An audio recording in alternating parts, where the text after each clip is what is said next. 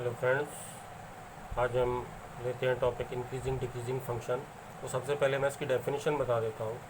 Late I be any interval in the domain of real valued function, then f is said to be increasing on I if x one is less than x two in I means जो interval है, implies that f x one is less than f x two. तो इस तरह के function को हम बोलेंगे increasing.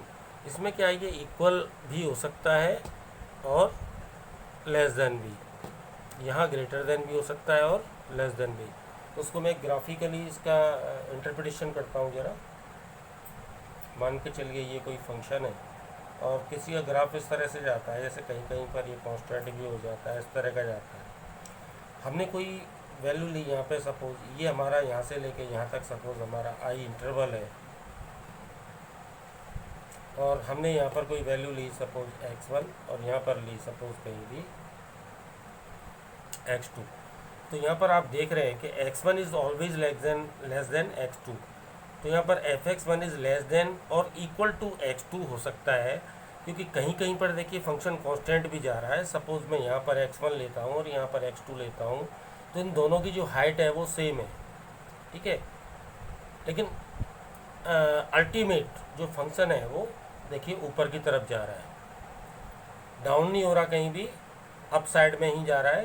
तो अल्टीमेट ये इंक्रीज हो गया। तो ऐसे फंक्शन को हम बोलते हैं इंक्रीजिंग फंक्शन।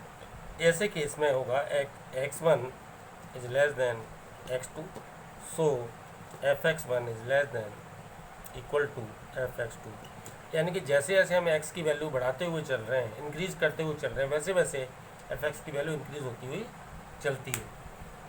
दूसरा हम लेते हैं स्ट्रिक्टली इंक्रीजिंग वाले केस में क्या होगा वो भी बता देते हैं साथ के साथ। स्ट्रिक्टली इंक्रीजिंग वाला जो केस है, जैसे मान के चलिए ये कोई फंक्शन है और ये हमारा यहाँ से लेके यहाँ तक हमें ये एनालिसिस करना है। ये हमारा आई इंटरवल है कोई भी, ठीक है। यहाँ पे हमने कहीं भी x1 लेते हैं, इसके नियर बाई पॉइंट पर भी, तो ऐसे केस में हम देखेंगे x1 is less than x2, so fx1 is less then fx2। तो देखिए आप इस केस में जो आप देखते हैं वो कहीं भी इक्वल नहीं आ रहा है, जबकि उस फंक्शन में क्या था आपका, इस तरह से आ रहा था, फिर कांस्टेंट हो रहा था, फिर इस तरह से आ रहा था, फिर कांस्टेंट हो रहा था, फिर इस तरह से आ रहा था। तो ऐसे को तो बोलेंगे इंक्रीजिंग फंक्शन, और इसको बोलेंगे स्ट्रिक्टली इंक्रीजिंग फंक्शन। इसी तरह से मैं डिक्रीजिंग वाला भी ग्राफ दिखा देता हूँ एक बार। जैसे मान के चलिए कोई इस तरह से ग्राफ आता है,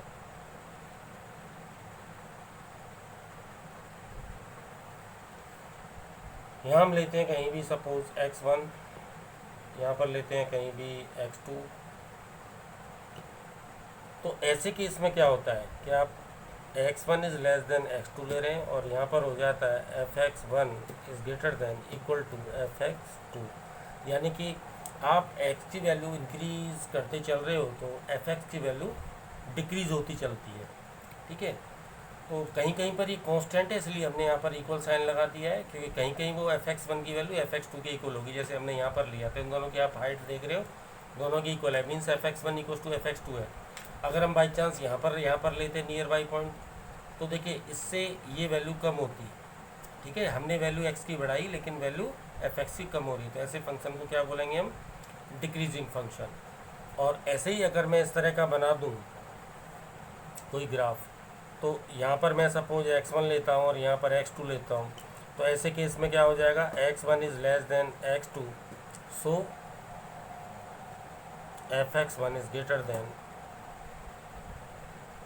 fx2। यहाँ पर देखिए हर पॉइंट पर जैसे जैसे आप x की वैल्यू बढ़ाते हुए चल रहे हो, वैसे वैसे फंक्शन की वैल्यू कम होती चल रही है। तो यहाँ पर स्ट्रिक्टली डिक्रीजिंग है, तो इसको हम क्या बोलेंगे, स्ट्रिक्टली डिक्रीजिंग, और इसको क्या बोलेंगे हम, simply decreasing. Thank you so much.